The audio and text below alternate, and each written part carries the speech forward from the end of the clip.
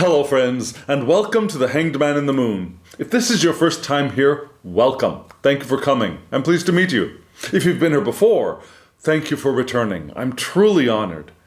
Friends, if you are a returning visitor, you might be wondering a couple of things. Probably the first thing on your mind is, what the heck is he wearing?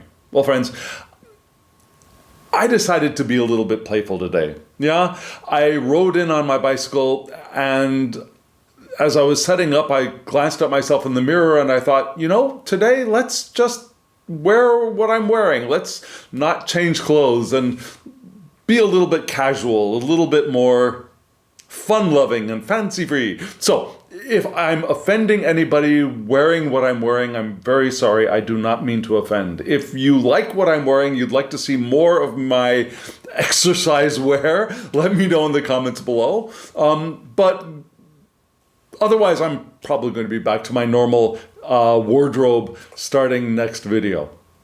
The next thing you might be wondering is, what the heck are we going to be doing with this channel in the future? So I'm not quite sure. What I've decided to do is take a break from doing dives into specific systems. Yeah, so for example, I did the Thoth system, I did a Thoth year, I did a Lenormand year, I did a Continental Tarot year, and so I'm going to go back to some more some less structured, more focusing on decks kinds of mini-series for a while, and then I might go back and start working with like a Mantegna or another system. Yeah?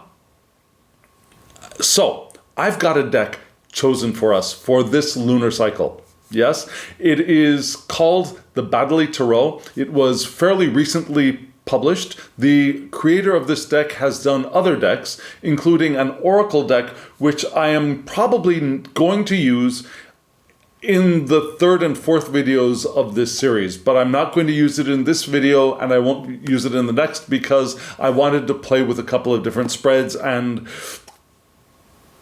yeah, that's the reason. Yeah, so I'm going to do a Celtic Cross for us today with this tarot. Next week, I've got a spread that I developed for this deck, and I'll explain that in next week's video. And then after that, I'll go back to another kind of spread, and I'll probably pull out Oracle cards, and you'll recognize me a little bit more. Okay? So, what I've got is, like I said, a Celtic Cross spread.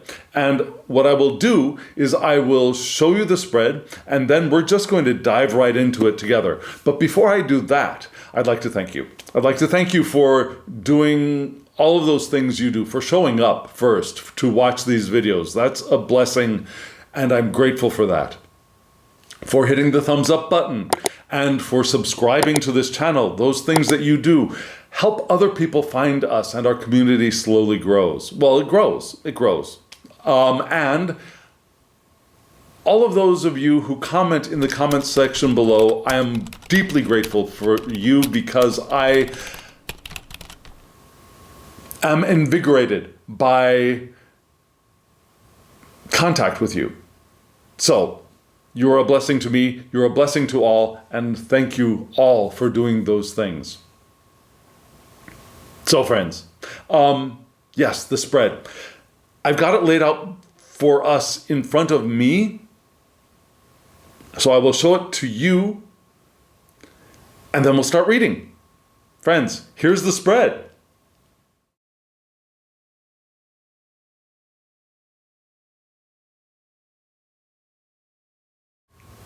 What do you think of this deck? If you are a fan of semi-monochromatic decks, this might be right up your alley. If you like antique etchings, this might be right up your alley. If you're interested in astrology and mythology, well, astrology, this deck might be right up your alley. This deck is fascinating. One of my friends suggested that I cut off the borders, and I might do that at the end of this series. But I want to show it to you as is, so you see what it's like to work with the deck as is. And it's a fascinating deck. I'm going to be doing a deck dive into this deck after I've worked with it for this month. So I'm not only using this deck for these videos, I'm also using the deck on a daily basis for myself, for other purposes, for other people. Yes? And so I will have had more practice with this deck by the time that I do the deck dive. So I'm not going to give you a review of the deck or give you my feelings or impressions of the deck right now. I'd wait for those things. But I will say that the images, while beautiful, are a little bit hard for me to read quickly. And there's a place in our decks or in our libraries of decks, I think, for decks that force us to stop and really just pay slow attention to each one of the cards. Some decks where you just scan them quickly and bam, you get ideas or you get images seared into your brain instantaneously. Those decks are wonderful to use and they're exciting to use and they can enliven our reading. But sometimes it's good to have a slow-moving, mellow deck that asks us to really sit and gaze into the image to see what we're seeing. Does that make sense? And I think for me especially, this deck is one of them because of the line work. The line work is so fine and so much that I really do need to spend time with each card. Yeah? At least that's what I found so far. Now, after working with it for a month, I might realize that I've got the basics already logged in my memory and it might be a little quicker. But right now, it's taking me time. I'm just saying. So, you saw the Celtic Cross. And instead of putting the whole Celtic Cross up here in one of the corners, which would be probably very difficult for you to see, what I'm going to do is go through the Celtic Cross card by card, and I'll put each card up here in the corner so that you can see the card as well as I can get it to you, and hear and watch me talk through the spread. Yes? But before I do that, I'd like to give you my overall impression, not of the deck or the art, but the spread itself. What do we see right off the bat? What did you see right off the bat when you saw that spread laid out for you? I'm curious. What did you see? Let me know in the comments below before we get into this. If you're up to it, let me know what you saw. What things resonated with you? What patterns did you see? Can't really say much about the colors because they're all the same color, right? Were there any symbolic images that just bam leapt into your plane of view? Let us know. For me, the things I saw right off the bat, actually the very first thing that I saw right off the bat was the circles. Now, a lot of this deck uses the circle as a frame within the card for the artwork. Now there's an internal frame within the frame, play within the play, a frame within the frame that is circular in almost all of the cards except one. Did you notice that? Yeah? The one card, which was the Queen of Swords, did not have a circle around her like the Queen of Batons had a circle around her. Yeah? She had this big arch behind her, reminiscent of a lot of the portraits of Mary for me. That's the first thing that came to my mind, was a very Marian portrait, seated in voluminous robes, looking like she might even be cross-legged in front of, what am I trying to say? I'm trying to say that her legs might be crossed in front of her seat. Like she's not in lotus position, but as she's seated on a chair-like structure of some sort, her legs might be crossed in front of her. Like this. I don't know if I'm describing that well. So, I mean, it's a very interesting image, and it looks different from the other images in this spread. The other thing I noticed right off the bat, we want to look for the elements in a spread this large, especially. And I see that we have a lot of wands, and I'm sorry, there are batons in this deck, a lot of batons, and we have a lot of swords, but there are no cups and there are no coins or discs, yeah? There are 2 major arcana cards. There are a lot of court cards. So all of that is pretty well covered, but we are missing cups and pentacles, discs, coins, whatever, which tells us what? Well, the first thing it tells us is I should tell you what the question was, yeah?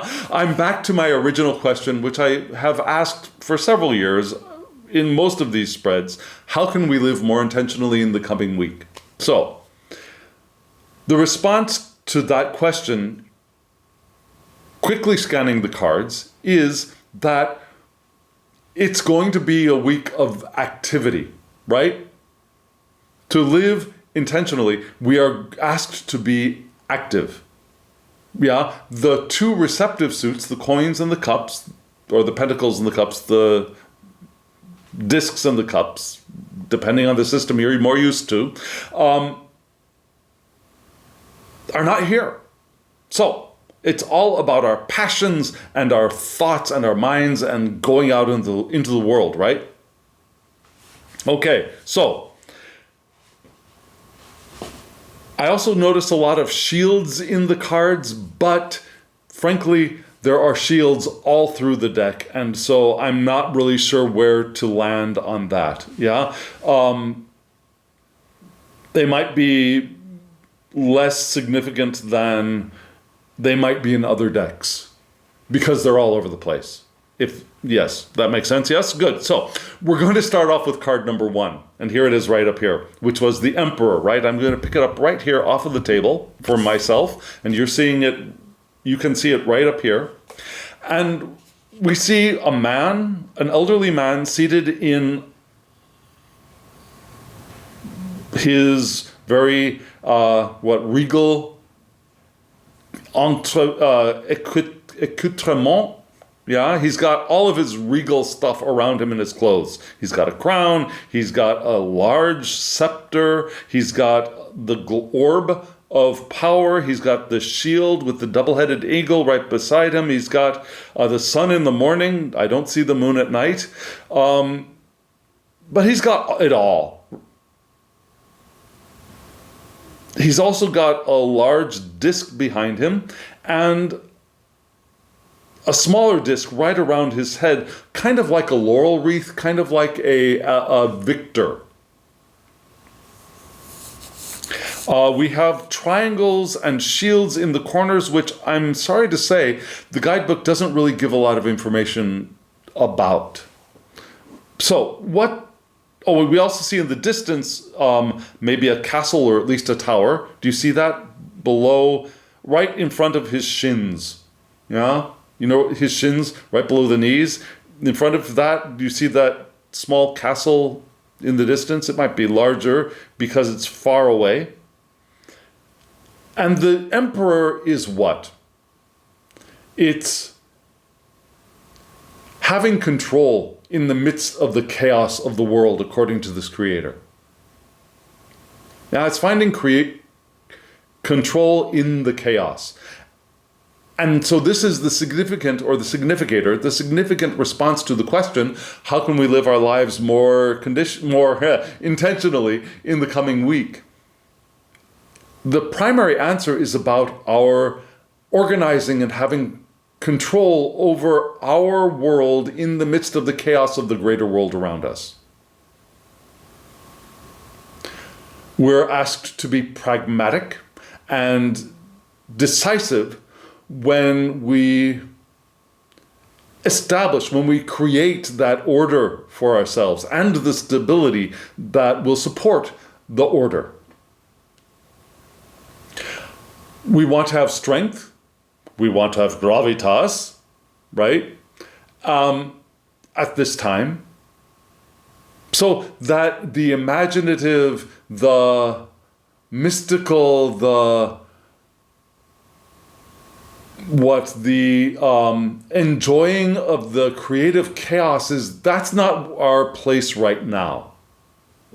This is a time for organizing things, for getting things in order, even if things are flying around wildly around us. And if we look around in the world, we might notice that things do seem to be flying around disorderly in chaos. Yeah? But we're asked to organize and find stability for ourselves where we are. And we want to take up the mantle of leadership for ourselves. Yeah, we are the creators of our own realities, and we want to own that. And once we do own that, we can, and I quote from the book, unleash our strength. Once we got our own platform, our own security, our own order for ourselves, then we can be effective creators in the world. Powerfully. And that's an important, that's a powerful way to begin this week's reading at the beginning of a new lunar cycle. And I laid this spread very close to the new lunar cycle. Yes? So, great way to begin it. To begin with the order of the emperor and the power and the leadership and the pragmatic approach to our lives. Even if things are flying around wild around us, yes? But the thing that crosses us is what? The page of batons. Now, cards that cross can do two things, the way I see the Celtic Cross. One is they could be an obstacle. Yeah, that kind of a challenge, something that blocks our way. Or they could be something that crosses us in a supportive way. And what do we see from this page of wands? Batons. We see the page standing in front of a very large shield, right? With a baton in one hand, very lightly grasped. And you'll notice at the top of the baton, there is the shape of the suit of clubs from French playing cards, right? That clover shape of the clubs, which is interesting. And also in the upper right-hand corner, there is another one of those clubs. And you'll also notice in the upper left-hand corner, the symbol, the glyph for air. And you might be wondering, what the heck is air doing in the suit of batons? Batons, wands, are fire. In this deck, they are not. And if that freaks you out, I'm very sorry. But in this particular deck, wands or batons are air and swords are fire. Why? Well, there is a certain amount of, what's that word? It starts with an A. That means a rule is decided, it's not ambiguity. It's a rule that is decided arbitrary, yes. There is a little bit of an arbitrary assigning of elements to each of the four suits, the symbols for the suits. Yeah, the wands or batons, the cups, the pentacles, coins, discs, they're all the same, and the swords, right? For example, Eudes Picard gave air to the suit of cups and water to the suit of swords. I've seen other creators flip things in another way. So the reasoning behind this creator's assignment of elements to the suits is as follows. The swords are forged in fire. Swords are forged in fire, so it should be the fire suit. Yeah? And wands, they're made from trees which grow in the air, I guess, and so they're the air suit. And coins, metal comes from the ground, so it's the earth suit, and then cups are the water holders, so it's the water suit. Yeah, that's the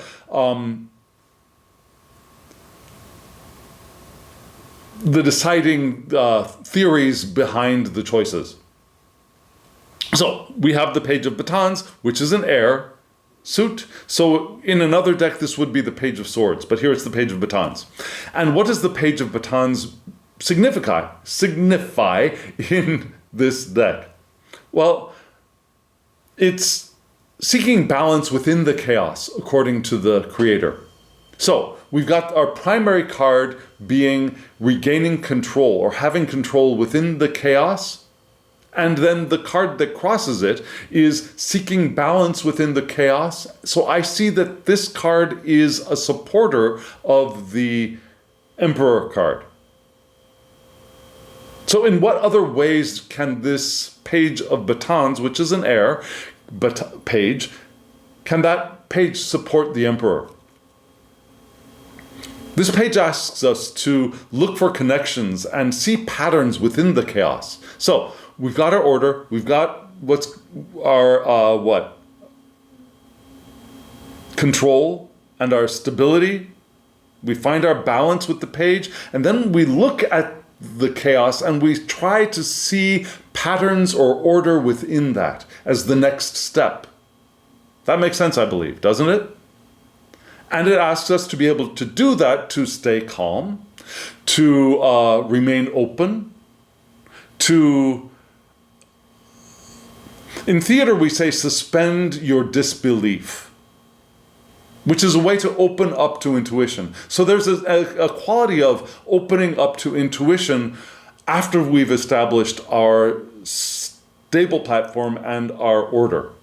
Then we're able to open up to our intuition and suspend the disbelief of, oh, it can't be that, I can't be seeing that, that's chaos. But to trust that there are patterns with what we perceive as chaos. There are patterns within what we see as chaos. And within doing that, we might be able to find some solutions to whatever problems we might be facing, many challenges we might be encountering, right?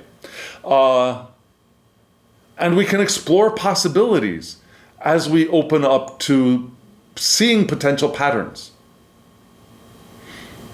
So it asks for an experimental attitude. It asks for intuition, but intuition used with a systematic approach.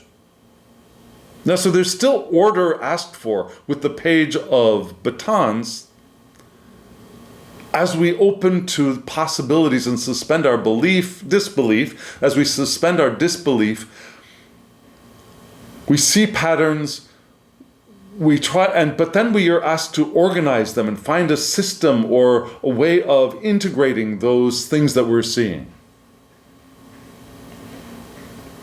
So I think that is a phenomenal approach if we can achieve it for this coming week. Now we look to the card below the significator card, which is our foundation, our base, and you saw that was the Five of Swords, yes? And this card was reversed, but I'm going to show it to you here upright, just so that you can see the image better. But remember, originally in the spread that this card is reversed. I'm using reversals. You probably already noticed that. I'm using reversals for this deck. I shuffle reversals in. And maybe I'll talk about that when I do the deck dive into this deck, the Bataille Tarot. I wonder if I'm pronouncing that name correctly. Anyways, so the Five of Swords. Very different from other Fives of Swords, right? What do we see here? We see the god Mars. Yeah, it's god Mars or Aries standing on what looks like a kind of star within which there is a triangle. Yeah? You see that little bitty star underneath his left foot? We got the five swords around him. We see the pentagram behind him. We see that there's fire there, because remember, swords are fire. Yeah? And we see the glyph for Mars above his upper, well, for us it would be the upper left-hand corner. right? His upper right hand shoulder. I mean, his right hand shoulder, but for us, it's the upper left hand corner. And we also see the banner that says Mars behind him, so it's Mars. We also see two astrological symbols at his feet. Do you see them? One is Scorpio, which you see right now upright, and then the one that is reversed on the right of the card is Aries. And that's because Mars is domiciled within those two astrological signs when we limit ourselves to the traditional planets for astrology, right? The 7 traditional planets, the 7 lights in the sky, are the sun, the moon, right? We have Mercury, Venus, Mars, Jupiter, and Saturn, the 7 lights in the sky. And traditional astrology before the 1700s used only those planets. So this deck uses only those planets as well. And so, again, Mars is domiciled in both Scorpio and Aries. And so for the card reversed, we saw Mars in Aries, right? So there's that fiery, get out and go kind of foundational part to this card, I think. I'm still quite trying to figure out how I'm going to integrate reading astrology with this deck, to be perfectly honest, yeah? Because it's very different. Yeah, all 5s in this deck are going to be Mars.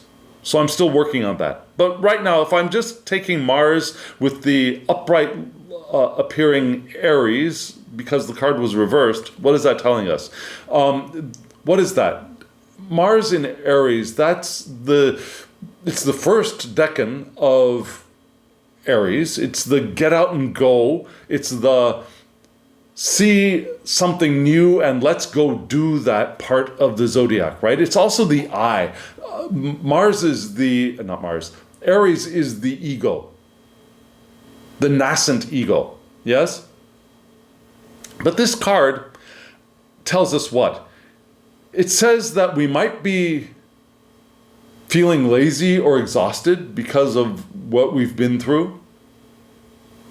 Perhaps there's been too much action in our lives, and maybe we haven't gotten enough rest or not enough good rest. Maybe we haven't been eating well enough. We haven't had good nutrition. Maybe we haven't taken the time to reflect on the experiences we've had. So in reverse, these things are pointed out as potential problems. And so what do? We might want to ask, are our goals realistic? Yeah, that Aries is looking out, and I want to go do that, but is that really a realistic thing for us to attempt or to go after right now? Are we aligned with our true natures? Yeah, Aries is the ego, but is our ego aligned with our eternal nature, for example? Or is it out of alignment? Is ego out to do something to find its own fulfillment as a reaction to the chaos around it, to find its own purpose for existence, that I'm in charge, I'm the one doing this, I'm going to do that? Whether it's really right for us or not. We do that sometimes, right? So if this is the time to reflect on it, this what I'm doing? Is the direction I'm intending to go in alignment with my eternal nature, with my quote-unquote higher self? I don't like the idea of higher self because I don't think anything in the non-physical realm is either higher or lower or bigger or smaller. All of those are physical attributes in the physical universe, right? However, I think of it as our eternal natures. Is our intention at this moment in alignment with our eternal nature? Is it good for us?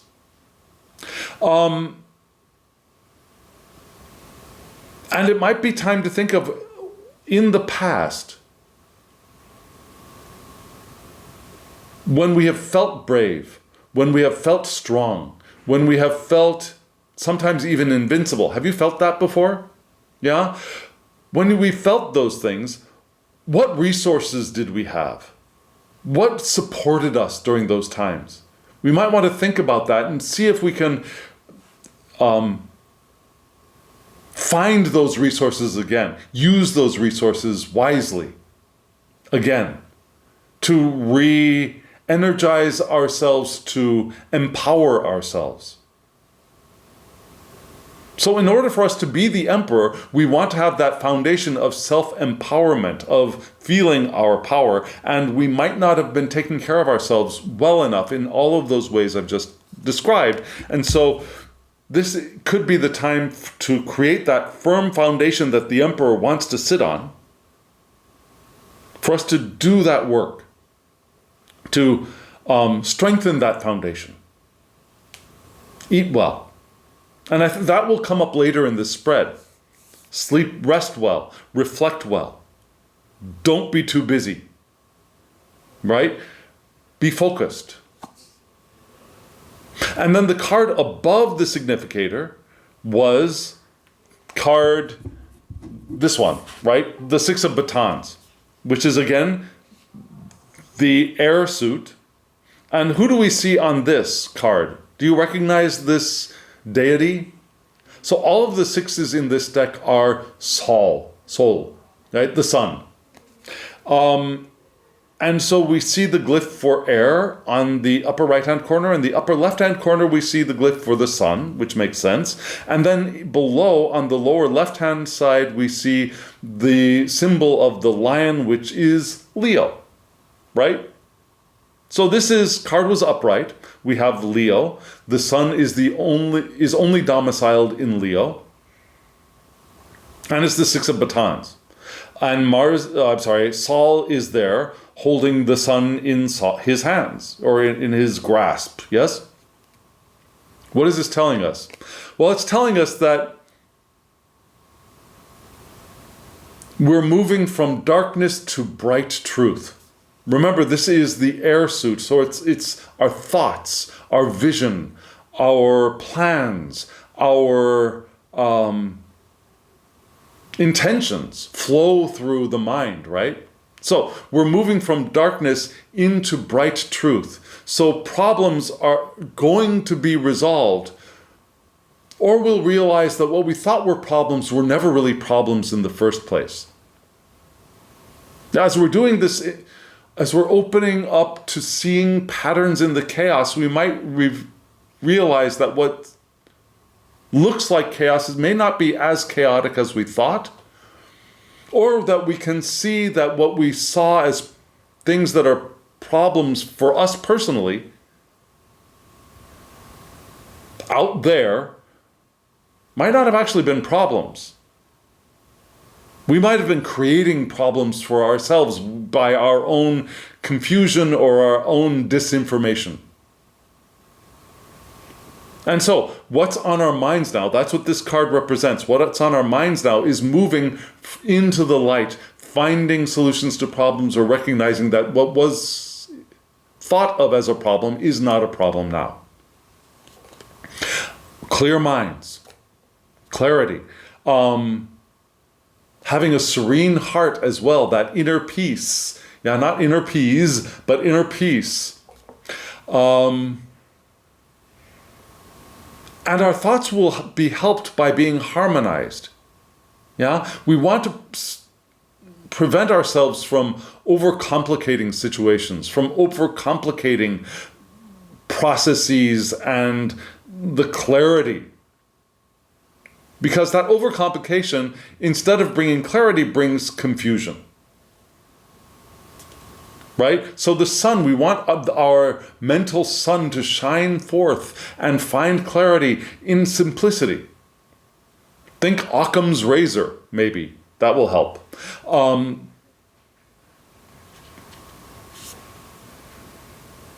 And remember, the air suit is also our communication. It's also our voice. So with a clear voice, aligned with the heart, and a clear mind, we will find insight. Let me say that again, yeah? With a clear voice, aligned to the heart, and clear vision, yeah? Think of chakra 5 being aligned with chakra 4 and chakra 6. We will find the insight that we're looking for, which will bring more clarity. And echoes that page of Baton's sense of seeing patterns within the chaos. That's another way of finding insight, right?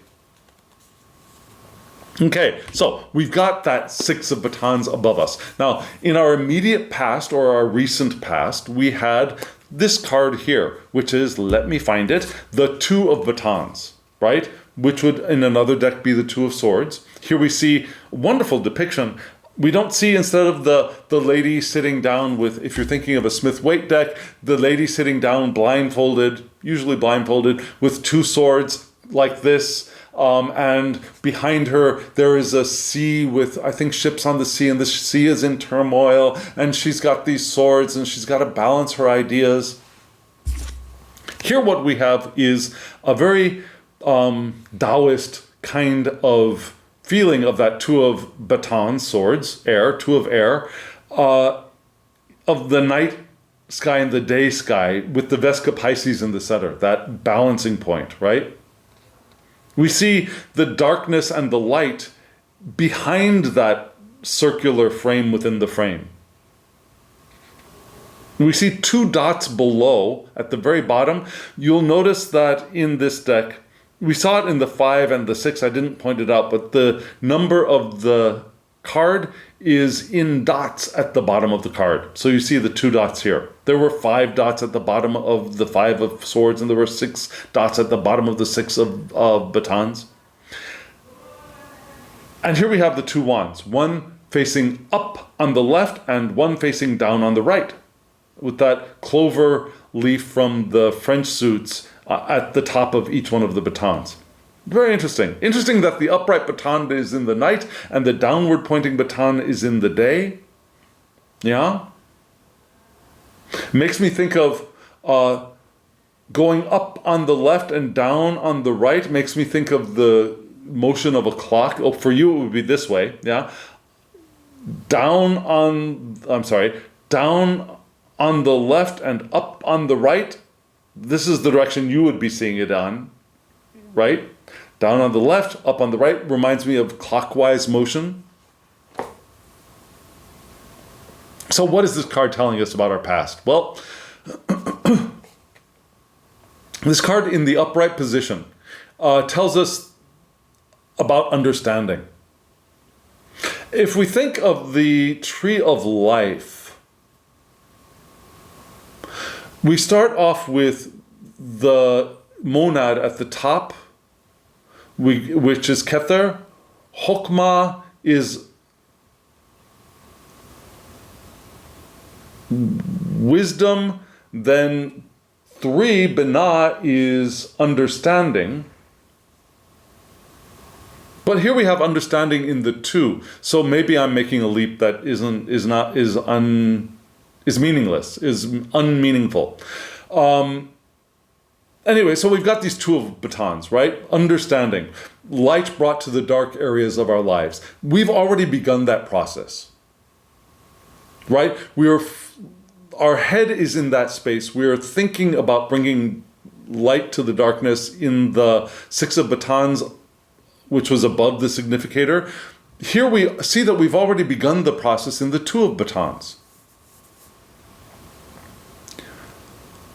So in the past, we've been able to see that both sides of things can be seen, and yes and mentality is beneficial. So this is true, yes, and this is also true. This is possible, yes, and this is also possible. Yes, and, right? So that fills out the duality that we can then perhaps bring together into one cohesive whole. So seeing things through our own biases and our ability to change our old habits, we've recognized those things. Especially old habits that don't serve us now. We know that we can change. We can make positive change in our lives. And I need both hands here. And we're able to hold both, we have been able to hold both ends of the spectrum, opposite points of view, together. Yes, it's hot and it's cold. We can see both of them as parts of a spectrum, and we can hold them as one needing the other, one calling forth the other. Hotness calls forth coldness. Coldness calls forth hotness, right? Liberalism calls forth conservatism. Conservatism calls forth liberalism. We can hold both of those in our minds and see benefits and detriments to both sides. And the Two of Batons is asking us, asks us to be able to see that, to recognize that. And this card being in the recent past, for you, it would be on this side, yes? In our recent past means that we've been going through that space of recognizing the unity of the spectrum. Does that make sense? So we're coming from that and we're moving into our Queen of Batons-ness. Yeah? And here's the Queen of Batons right here. You see a woman holding this wonderful baton, again with that club shape at the top. I'm going to stop talking about that. A shield in front of her. Royal crown on her head. You can see the glyph for air on the left-hand side of the card. You can see the empty sphere on the right-hand side of the card, right? She looks like she's perched on her seat, yeah, ready to stand up almost, or just starting to sit down. One of those two. Beautiful card, beautiful image. You see the clouds behind her, yeah? We see her garments are moving. Is that what I'm seeing? That her garments are moving a little bit in... No, it's not that. No, her garments are not moving. That's the decoration on the baton I'm looking at. Never mind. So, we can imagine that there's air flowing with the clouds behind her, right? Who is the Queen of Batons? So, the Queen of Batons, for me, being an air suit, she would be Libra. Yeah? She would be cardinal air, which is Libra. And according to, and this card was reversed. Just to remember, this card was reversed. So Libra reversed, the darker side of Libra, yeah, is what? Instead of having that balance and making sure everybody's happy, we look at unpredictable moods, yeah, and being in an emotional state. It's a sign of misalignment with our true nature when this card is reversed. Which is why we've been asked, are we in alignment with our true nature? Remember, with the Five of Swords reversed, the Queen of Wands is telling us that, okay, if we don't do something, we are going to be moving into an emotionally unpredictable phase of our lives, and we are going to be out of alignment with our true nature, with our eternal natures. So it's asking us to, in the future, remember that we had that hint of we might not be taking care of ourselves well enough, right? The Queen of Batons is reminding us to take care of ourselves, self-care, having good boundaries, taking me time in the near future, connecting with silence. Because in that silence, we'll be able to open up to the chaos and achieve some insight, some clarity. And nature can help us. If you have time, go out and hug a tree. But okay, so you don't have to hug trees. Hugging trees could be fine, but also sitting under a tree, looking at a tree, stroking a tree, talking to a tree. I talk to trees. Do you talk to trees? I talk to trees. Yes, I know. Okay, so, but yeah, being out in nature can help us to unwind, right? And we can breathe in some ozone, some good, positive, healthful ozone from the nature outside of the city. Have you ever gone out into the trees or up on a mountain and smelled that somewhat almost electric, it feels like an electric smell to the air, to me. That might not make sense to you, but there's a particular quality to the air when you get out of a city into forests or places with large plants. And that can help clear our minds and clear the dust from the crevices of our cranium, of our frontal cortex. Yeah, sometimes not literal, but figurative dust will collect in those crevices of our frontal cortex. Yeah, it's time to clear that off. Take some time for ourselves, so that we don't fall into the trap of becoming emotionally unstable, becoming reactive, yeah, lashing out without warning. Okay, so that's our foundation for this spread. And we've noticed a lot of echoing between the cards, right? And so we look at the next 4 cards for the Celtic Cross, right? We start off at the bottom with card number 7 being the card for ourselves.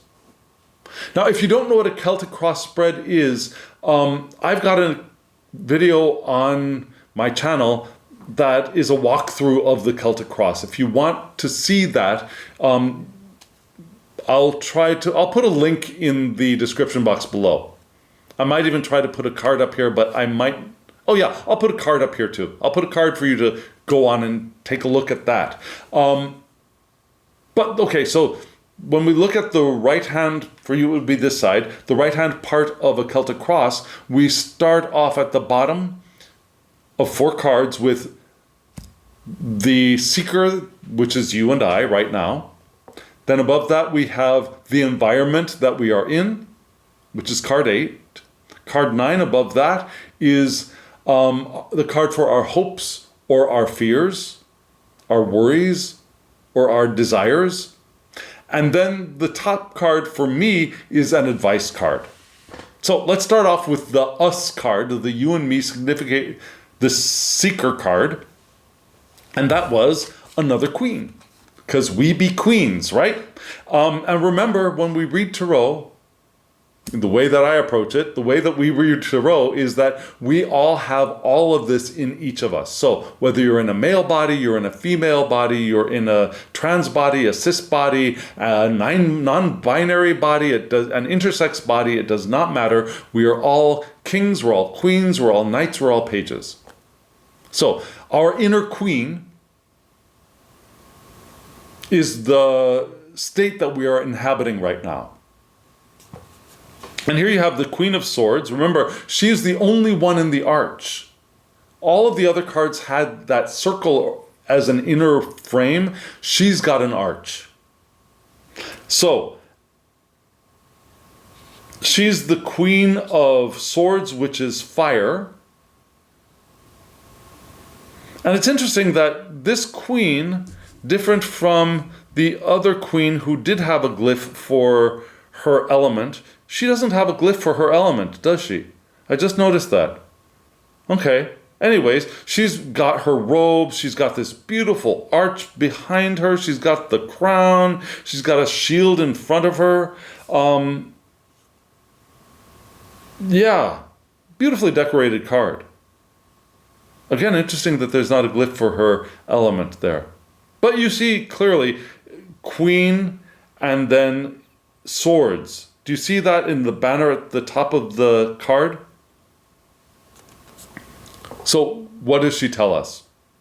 Yeah, being the queen of fire, that would make her Aries. Interesting, yes? We had Aries in the Emperor card. So we had Aries in not the Emperor card, but in the... in our foundation card, right? For the Five of Swords. We had, because the Five of Swords was reversed, the Aries glyph was upright for us in that card, remember? So, for me, she would be Aries. Cardinal fire. And what does the Queen tell us according to the guidebook? Well, the Queen of Swords is one with self-sovereignty and self-worth, and she commands respect. Sounds a little leonine to me, but okay, let's try and keep Aries floating around at the back of our heads for just a moment. According to the book, Queen of Swords is defending the things that you care about with truth, honor, and dignity, and yet also with compassion. Yeah, it's not the Martian aggressor, but a compassionate defensive person who defends. I defend those and what I care about in a compassionate way. And she's able to understand because she's got water flowing through her. Remember, the queens are all water, so she's water of fire. Fire element for the swords in this deck. Queens being water. She's water of fire, so she's got that compassion there, but she's also got the ability to understand that only hurt people hurt other people. And that's why she's got compassion, because she knows that the one who is maybe on the attack is attacking because they are hurt. And she can find mutually beneficial solutions to any conflicts. Remember the two of batons that we've moved through, right? It's being able to see both sides of a conflict. And now we're able to find solutions. Again, finding solutions with the Six of Batons for both sides of a conflict. And she also recognizes that boundaries and integrity are always important. And that really feels leonine. So this deck does not indicate It does not indicate astrology for the court cards clearly. But as she is a fire person, it seems to me that she might be Leo instead of Aries, which means that maybe the Queen of Batons would be fixed air, which would be Aquarius. Does that make sense? Let me just run through that in my head. Unpredictable moods is reversed. Self-care, boundaries, me time, connecting with silence and nature can help. Yeah, I'm not sure. So, what I see is very leonine qualities to this card here, the Queen of Swords.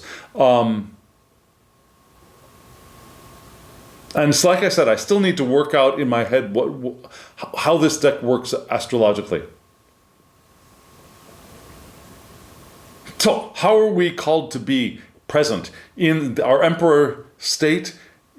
As we live our lives intentionally, we want to do so with our self-sovereignty, our self-worth, avoiding the traps of the Queen of Batons reversed, seeing both sides of the arguments, seeing both sides of problems, finding win-win solutions, and still maintaining good boundaries, having our integrity.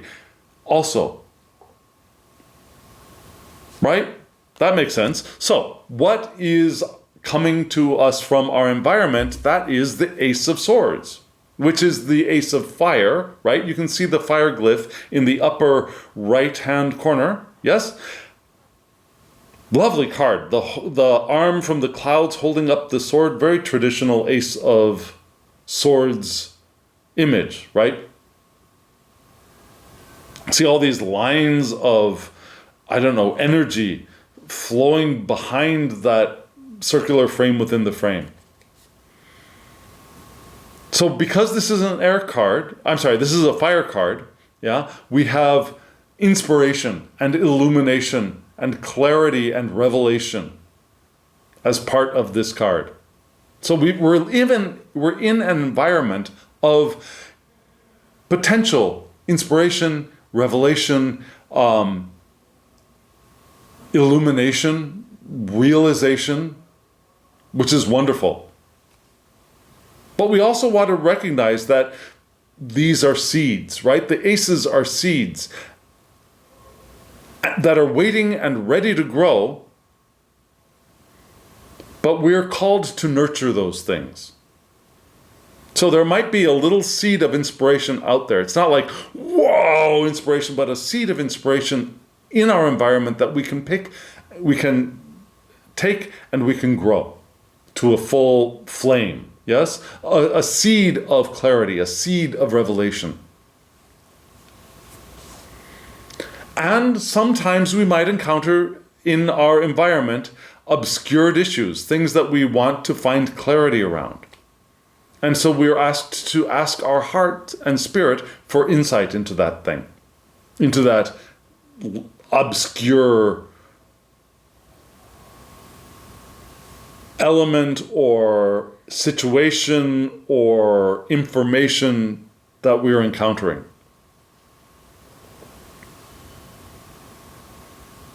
And that was called for in the previous cards that we looked at earlier in the spread, right? Yeah, that obscured issue could be part of the chaos that we're perceiving. And so the fruits of our inner light bring abundance to us.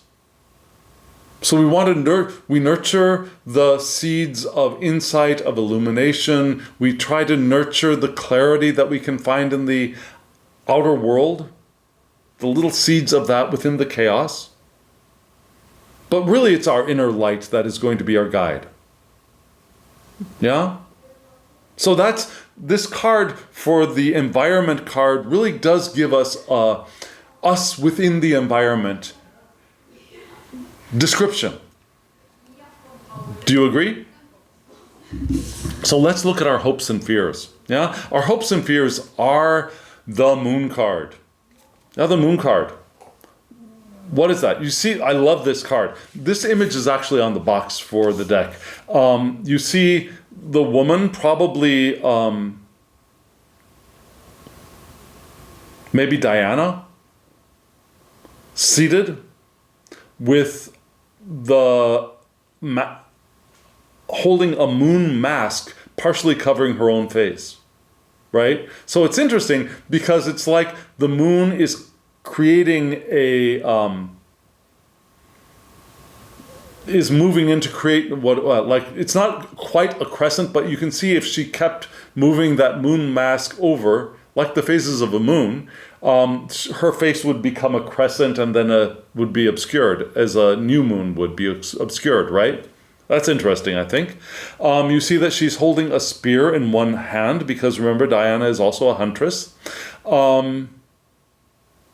She's got a large circular frame within the frame, and she's also got a halo around her, right? With a lot of solar energy behind her head. Beautiful card. Tree beside her, and that tree seems to be supporting the circular frame within a frame. What is the moon to the creator of this deck? It still is intuition. Yeah, so for the creator of this deck, the moon, our hopes apparently are our intuition whispering and helping us to find help for us in any aspect of our lives. Maybe our intuition can help us find more security within our job, within our work. Maybe our intuition can help us find understanding about our complex emotions. Yeah, maybe the breath of and the whisper of our intuition can help us find clarity in relationships that seem to be bubbling under the surface. There's a problem here. Now, whatever area in our lives that seems to be insecure or unstable or unclear, maybe we hope that our intuition can breathe and whisper help into our ears.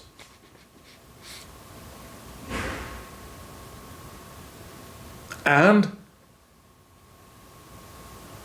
things might seem to be in wild flux around us, but awareness arises from within, and that awareness will help bring clarity.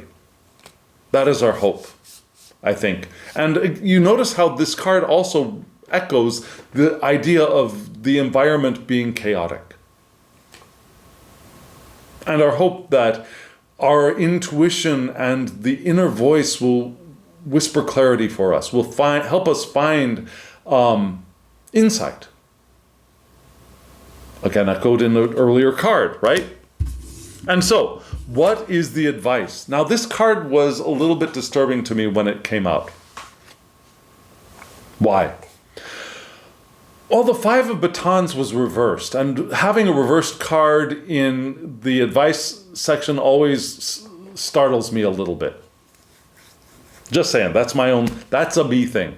And in this card, I'm showing it to you upright, but remember it is reversed. We have Mars again, a younger Mars, right? A younger looking Mars than the Mars that was in the Five of Swords, which was below the Emperor.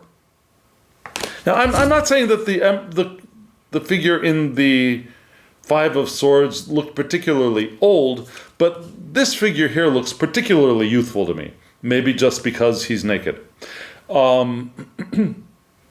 We see the same glyphs there. We also notice that both of the fives were reversed, right? So this card also emphasizes, I believe, the Aries, Mars in Aries, which is again that ego-driven moving out and starting something new. But this time it's in our airy section of the head, right, with the batons. And we see this beautiful figure of a young-looking Mars with the helmet on and a cloak over his arm. And we see the five batons around him when we see the pentacle behind him. Right? And we've got that same star beneath. Actually, okay, I hadn't really noticed that before, but the Six of Batons, the Six of Swords, they all have this same star with a circle inside of it with a triangle inside of that. All of them seem to have that for the fives and sixes.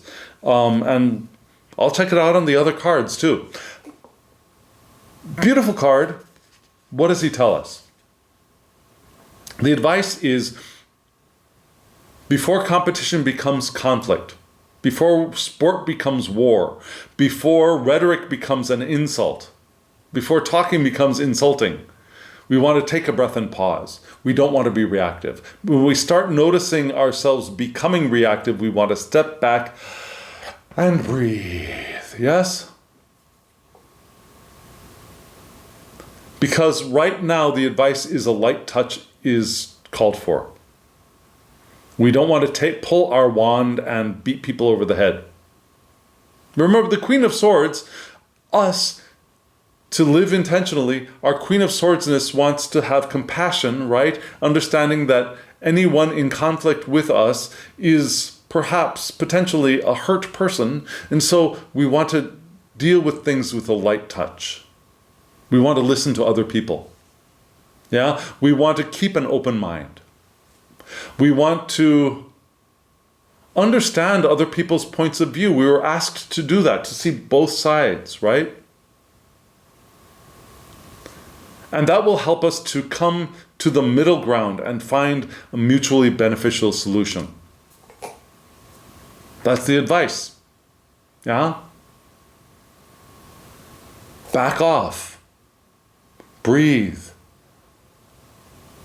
Find your delicacy. Find your compassion. Find your ability to see both sides of any issue. We want to come to the middle and find solutions that are best for all of us.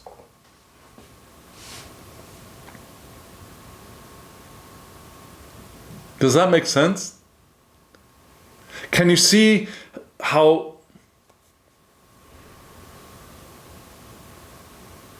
even if it might be difficult to see these ideas depicted in the art in the cards, the symbolic system of the deck is teaching us this information.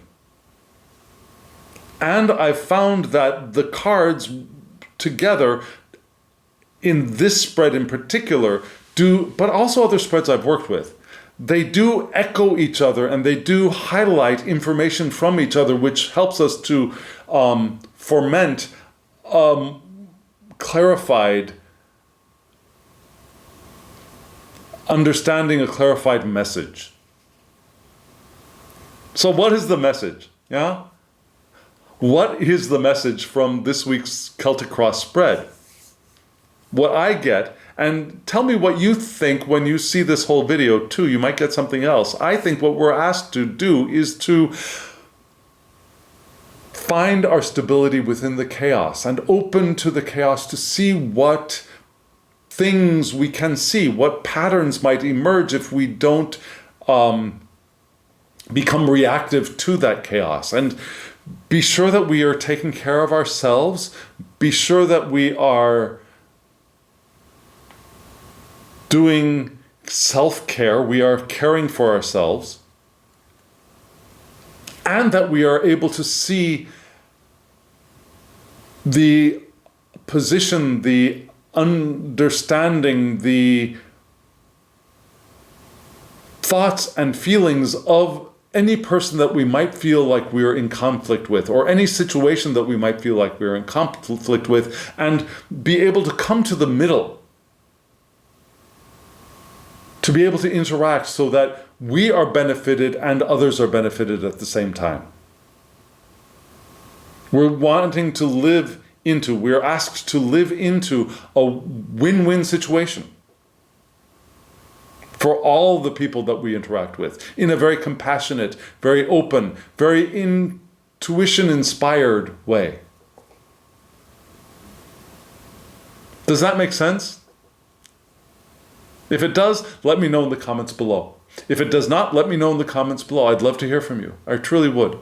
And friends, in just a moment, if you want a private reading from me, there will be a QR code for my online tarot reading shop. You can go over there and order a reading, or you can enter the web address. It's very simple, derekjohnthomas.com, and ask for a reading. You can also ask for a deck. I might have the deck you want to use, so I can provide that for you too. Ask for a system. I can probably do that for you as well. So friends, thank you. Thank you very much. And now, as always, I wish you love, joy, well-being, and pure awareness. Thank you.